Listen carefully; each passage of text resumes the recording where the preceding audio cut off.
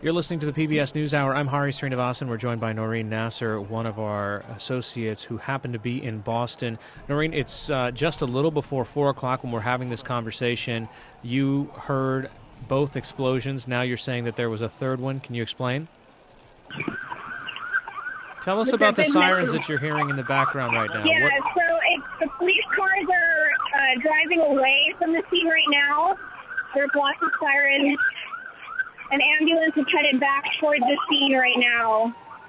How far were you from the explosions when they initially happened, and even the third one that you're describing?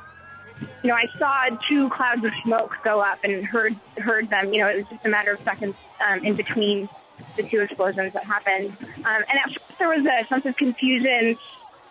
People immediately looked in that direction and started taking photos, and, there was a bit of a confusion, and I don't know where the third explosion happened just now.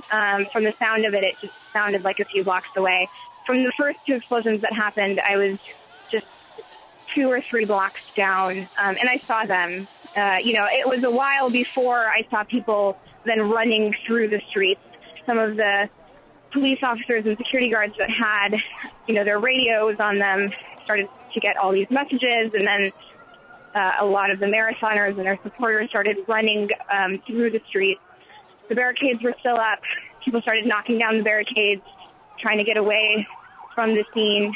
I headed down to the scene. And what did you see? I saw debris on the floor. It was right outside of the library, right around where the finish line of the marathon was. There was a lot of debris, along with, blankets for the marathoners in piles. Okay, Noreen Nasser, thanks so much for your time. Thank you, Hari.